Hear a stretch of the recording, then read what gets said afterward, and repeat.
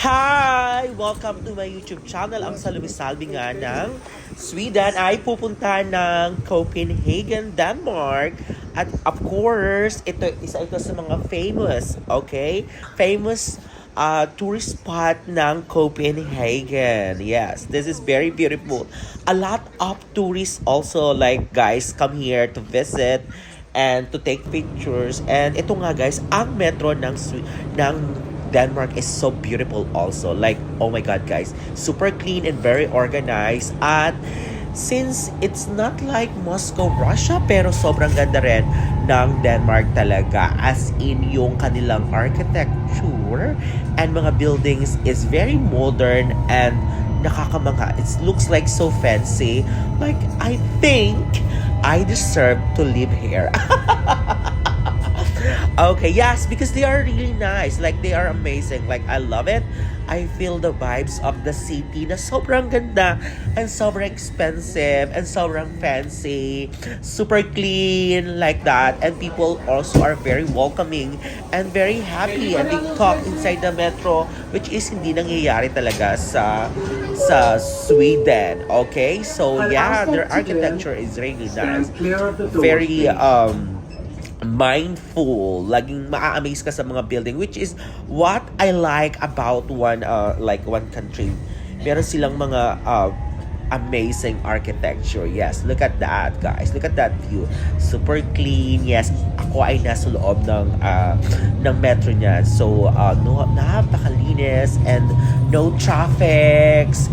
Yes, and they preserve, like, the combination of city and, the combination of environment. And also, like, they are bicycles. Like, they are using a lot of bicycles also in Denmark. And very clean. Look at, this is the street, which is like, pwede ka rin bumili ng makapag-shopping there. It's a long street that you can walk. At sobrang ang mga tao talaga sa Denmark also, like, they are fashionable. Like, mahihiya kapag lumabas ka na hindi like, hindi ka suot ng magandang like fashion style. Yes.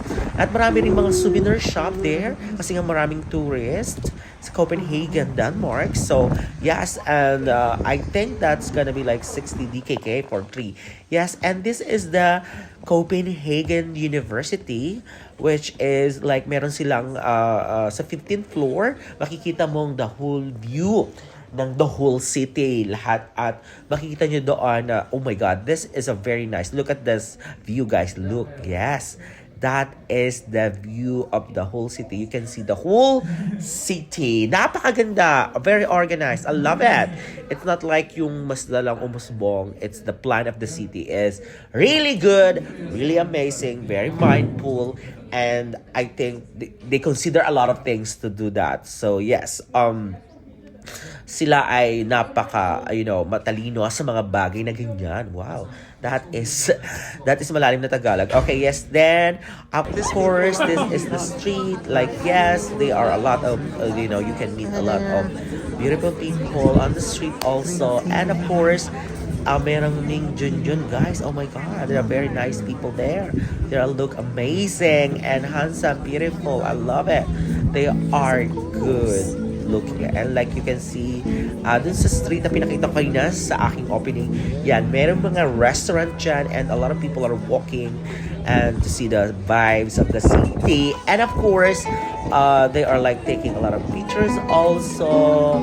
And it's very like nice, like, a lot of tourists. And I know, like, a lot of people are coming here just to, celebrate the beauty of Copenhagen, Denmark. Wow, yeah. So, like here also, you can see ang daming naglalakad na tao at ang dami rin kumakain. Kasi sa street na yon na kung saan mayroong beautiful houses ay may restaurant sa baba. So, like sa gilid. So, maraming kumakain and maraming restaurant also. Wow, look at guys.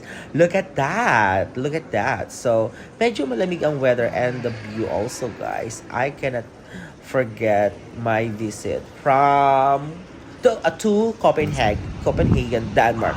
Very beautiful, okay? So please guys, don't forget to visit